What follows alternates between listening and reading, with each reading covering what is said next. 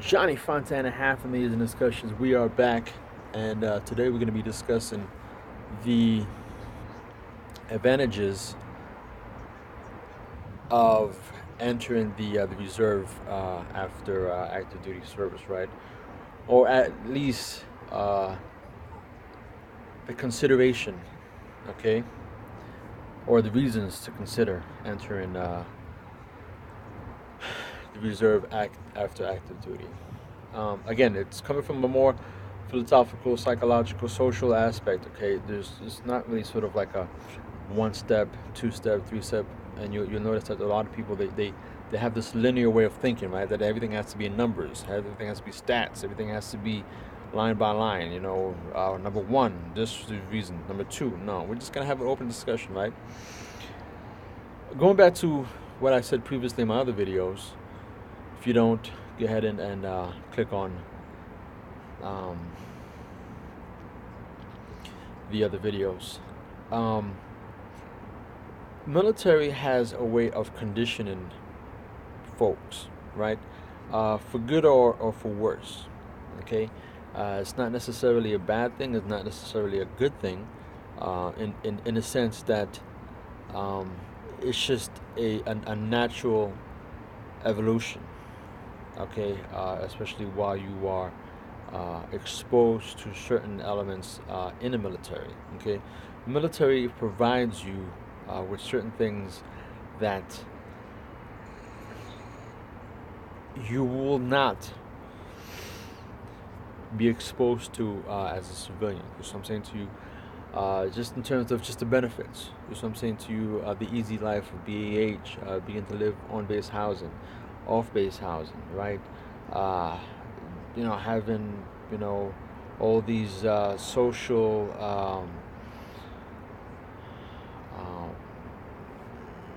social networks, okay, provided for you, okay, this sort of the safety net, okay, but also along with that, now the conditioning of being in a sort of high pace, low drag environment. You know what I'm saying? Being around a lot of A-type personalities, right? Where everything is like go, go, go, hurry up and wait, right? Everything being very rough and often stressful. So I'm saying to you, having to deal with the PT test, having to deal with your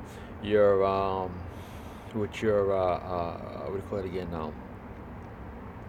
Uh, Performance evaluations, anything that has to do with uh, developing your your core task, right? Your career, anything that has to deal with inspections. You see what I'm saying to you? Just your readiness and basically placement in your unit. You see what I'm saying to you? A lot of these, and it's just over and over and over, and these things happen constantly. Having inspections, just uniform inspections, uh, safety inspections, anything that has to do with just unit readiness and everything else, being deployed, right? And even as far as just having just weekly stand-ups, right, or formations, weekly commanders call, uh, all these things are part of that conditioning process, right? And so now a lot of these guys are like, man, I'm done with this. Okay, because of that, they're like, I can't deal with the PT waking up so early. I can't deal with the military just being all part of my life, right? Like I said, if anything happens to you on the outside, if you have a loan out, obviously people are using the fact that you are military, that that they can have they're in arm's length to your commander. You know what I'm saying to you? A lot of this stuff now puts that strain on you as an active duty member, that you wouldn't have as a civilian. You know what I'm saying to you? And so now, even if you're not one of those that's going to take advantage of a system and take out a loan and just not pay it back, but the fact of just knowing that you don't have any of this, you know what I'm saying? Like, you don't have anyone watching your back, It's like the same thing with when you are at work, right? When the boss goes, the cat leaves, what happens? The mouse come out and play. Even though you know you're not going to do anything, but just that subconsciously knowing that no one's there to supervise you puts you at ease, right? So knowing that you have all these, entities that will contact your command, in the event that, you mess up or you do something, whatever, it sort of puts a strain on you, right? Um, Somewhere, somehow, right? Obviously, it affects different people differently, okay? But with all that being said, that's part of the conditioning process, right? So now, when you, now, okay, it's the same thing as like when you're at home, right? And your mother, your father, or whoever's your guardian, they're providing for you, right? Even though you want that sort of freedom, but it's like your mom tells you, don't do this, don't do that, don't do whatever. As soon as you leave, just subconsciously you're like, oh man, I'm so free. It's like I don't know what to do with myself. Like I need a little bit of guidance. I need a bit, my mom to be like, oh, like she's not there to call me. She's not there to, even though she may be a pain in the in the butt, always telling me to eat or to do that, but still, when I know I need that sort of that comfort, all right, I can go to her because she provides that as well. When I'm in stress, so even though a lot of these issues may be like annoying, but at the same time, there is that level of stability. So when you get out, it's not there anymore. You see what I'm saying? For good or for worse. You see what I'm saying to you? The annoying aspects are not there. And the stability aspects, right? The BAH, tax-free BAH, the cost of living allowance, the sustenance, right? Right, all of that. The social networks, gone. Benefits, gone. You see what I'm saying to you? Now you have to do everything on your own. And guess what? There's no more Aloha Fridays. There's no more stand-up. There's no more, getting together and now being with people that you are surrounded, or being surrounded by people that you know or that you're familiar with. What happens now? You end up in these jobs where you may not be around the veterans, right? You may be just around regular civilians like me, around the civilians that just haven't been in the military, don't understand. So when you end up in these situations where you like, for example, when I first went into the government, I was applying USA jobs, right? I was like, man, I have all this experience, but just all this red tape. Like, I'm not, you're not suitable, or you don't have enough experience. I'm like, what the heck? So I called the human resource office. I was like, what is going on? Like, I have all this experience, but it's telling me that I'm not qualified. So, well, on these questions, you have to toot your horn, basically you have to lie and basically put expert on everything. So I finally got the handle of the whole USA jobs, knowing how to, you know, use it like a furnace and just put all the keywords into my resumes and so forth. And as I was now getting and receiving the green lights, right, and getting interviews. So finally, I got hired, and I come to it, and I'm like, whoa, went through all of this red tape just for this? Taking me 2 weeks to get my what do you call it again? My computer set up. I mean, it's taking me forever just to go through one single process. We're in the military, one day in and out, boom, boom. Like everything is, when you're in processing, someone takes you, you go from here to there, boom, boom, boom. And like the federal government, it's like, it takes me 2 weeks to get, my security, not clearance, but my security network access, you know what I'm saying, for the computer system. And it's like, wow. You see what I'm saying to you?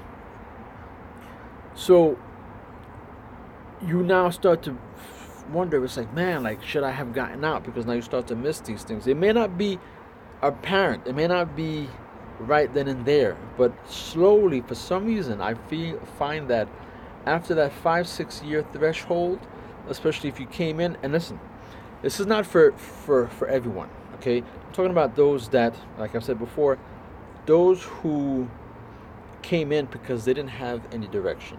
Those who did have a direction, and okay, I'm coming in because I'm going to use the system, I'm going to use it for the benefits, for the insurance, I'm going to use it for schooling, and I'm going to get out, I'm going to get my master's, and my bachelor's and all that stuff, PhD. I'm gonna get out because I want to become, I'm gonna, have the military pay for my cert so I can become an IT major or whatever.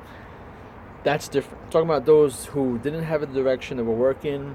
They started maybe out of college. They were working, at some random job, or they just weren't happy. And like, man, like, I want a little bit more excitement. I want to travel. I want this, whatever. Those are the individuals that once you pass that 5, 6 year mark, especially coming in at an early age, once you get out, again, because you had that sense of, oh, I want to do things. I want to, I want excitement in my life. I don't want to just stay in one place. Those, okay, you already had that sort of, there, that you subconsciously you already had that, your psyche, just on the psychological level. That's who you are as an individual. You came in the military, everything is, TDY, you're getting promoted, special duty, special pay, promotion, everything else that comes along with that, right? You get conditioned for that. Now you go into the civilian world, 9 to 5, every day, same people, same faces, next 4 years. You're not changing. You're not traveling. You're like, whoa, you know what I'm saying? Like it just becomes like stagnant, and you're like, man, I can't deal with this. And not only that, you're still dealing with people that you just, you know, and that's why a lot of people, they turn back to the reserve. They're like, man, like some guys have been out for 10 years. They're like, man, I need to get back in the reserve because they just sort of missed it. Sometimes it takes people like the second week. I've known people that got out. They were like, man, I'm getting out, I'm getting out, I'm getting out. And as soon as they get out, 2 weeks later, they try to go back active duty. They're like, whoa, what this? Don't try to explain it, or don't try to understand it. Again, because it comes from that conditioning process. A lot of people don't understand, because people think that, oh, I have to go down range in order to be disrupted. Okay, that post-service disruption disorder is real. When I leave the active duty orders and I go back to my civilian job, going from PT every day, formation, uniform inspection, commander's call, unit inspection, safety inspection, all of this stuff, whatever. Now you go back, being a squad leader, being a unit leader, whatever like that, being a supervisor, to go back to now being, just a regular Joe, and 9 to 5, sitting in your desk. You know what I'm saying to you? It becomes like, whoa. You know what I'm saying? Like, that's why a lot of officers, they have issues when they get out. After 20 years, man, they're rah, rah, rah, rah, rah, rah. And once they get out, they go fishing. A lot of them just, they're done. You know what I'm saying to you? And again, but now, going back to the civilian now. Sorry, going back to the reserve. Okay? That now allows you to sort of make that transition and also have access to certain things that you wouldn't have, okay, if you had gone out turkey. Okay? You still have access to your military records. You still have access to the network. Okay? And it's only 1 year, okay? Sorry, one month, 1 weekend a month, okay? But forget about that. It's not about the 1 weekend a month, okay? Remember, as you get older, because you're older, I'm talking to you not like you're 19, you're 20. I'm talking to you like you were older, like you are using and learning how to use the system. Because listen, they use the heck out of you, so now you have to learn how to use the system. Because guess what? They're still using you. Right? They're still getting out of you what they need. So now you have to not be able to use the system. Because if you can ask your commander to, if you want to, basically, you ask for a conditional release, and they say, no, we can't let you go because, we don't have any bodies, and we're undermanned. Guess what? They're using you. So now you have to not be able to use the system on your own. So guess what? Once you get out, yeah, you say, oh, I don't want to be part of the military or whatever like that. Don't look at it like that. You look at it like that. You look at it as you're using the system. You still have access, because guess what? You can now retrain, get into a field that's going to provide you with training, whether it be communications, IT, contracting, health services management, communications, um, you know, logistics, maintenance, whatever. That's going to now give you the training, okay, schooling, and also if let's say you're married, that BAH for how many months that your school is for, and allow you to pocket some money, and also put you on some orders, and also keep you in the network, because that's what's crucial. That's what's important. Staying and being in the network. And I'll give you a prime example. I'm gonna give you, and I'm gonna blow your mind. You've already seen my videos, right? As far as going through the process. Had I gotten out, right, or had I not had the orders, okay? Do you know why I received these orders? I received these orders for basically 4 months, right? Because I've been doing such a good job. I've done such a good job on my OJT, on the job training, that the command were like, yeah, we want these two guys to come back and help us with snow shift. So while I'm on snow shift, a lot of the information, as you heard, me give to you in terms of my super or my senior, the superintendent, forwarded me information as far as that the active duty is looking for retrainees and stuff like that.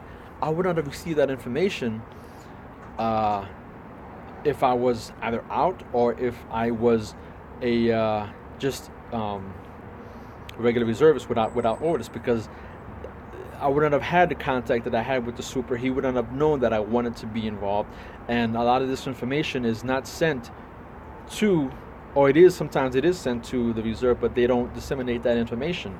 You see what I'm saying to you? Because remember, they don't always want you to leave, because now if they send out information, they say, oh yeah, here you go back. They're looking for active duty. Guess what? Now everyone starts to, you think only one person is gonna want to leave. Of course, everyone's gonna want to roll out. So now, because I try to go active to the National Guard, and when I try to go National Guard, 2 or 3 other people were like, "Man, I'm trying to go National Guard too." They were like, "No, you guys are not going." So of course they're not going to give you all that information. You see what I'm saying to you? So you got to be careful of that as well. But I would not have received that information had I been on the reserve side. But because I was on active duty, BAH, you see what I'm saying to you, being part of this, uh, I have now the ability now. I'm still on base, still have access to a lot of the stuff on base, my networks, everything else that I would not have had. You see what I'm saying to you? I also have now insurance, okay? Dental, I have dental appointment coming up, dental is real big. My health insurance, even though I use it to my job, but still I could have gotten, the medical through the reserve, right? The TRICARE, even though people say it sucks, but guess what? Not everyone is as intelligent as others to be able to, like, oh well, yeah, you can find the best quality insurance care and so forth and so on. Again, military makes it easy for you, that you just apply and boom boom and you're there. But if you're not reserved, you don't get that information. You see what I'm saying to you? And not everyone is as conditioned and able to just get that information out there as well. So, and I know a lot of guys that are, oh, I have a job, multi-level marketing, job, that I know I can make money if I get out. That's fine. You do that. But you also now have that conditioning, okay, where you don't totally separate from the military. So if in the event that you want to go back active duty, or you want to do something else, you still have something to grab onto. Like just you know what I'm saying? Just, it's there. Because once you let go of it, you know what I'm saying to you, it's hard. I mean, you can always go back and reserve, because they're always reaching. But what I'm saying to you is that my thing is, try not to just get out, do 2, 3, 4 years, struggle, and then say, you know what, I want to join the reserve. Better manage yourself, better manage your psyche. You know what I'm saying to you? Better manage your family. Don't go straight into that civilian world. Get into that reserve, and then, because that reserve, you still have everything that you can do. You're not held anything. I mean, it's just still volunteer, but it still keeps you in the network, and while you're still doing whatever you want to do on the outside, and you still have contact, you still have resources and so forth that can actually assist you. You see what I'm saying to you? So just think about that. So you can still do whatever you want to do, right? But you still just have that network and that source because you're older now, you have a family, and today is not like yesterday. You see what I'm saying to you? Where the economy, and you never know what's happening. You know, sequestration, this, that, and the third. People are getting laid off, even the federal system right now. They stopped, you know, like I couldn't get uh, into my next position because, you know, they did a hiring freeze. So it's affecting me as well. But I'm on active duty orders, so I'm not really affected as I would have if I had just been straight civilian. You see what I'm saying to you? So again, if you have any information, contact me directly at info@boothridertv.com. The baby's crying. I gotta do some daddy work, all right? I gotta get out this hotel. Johnny Fontana, we out.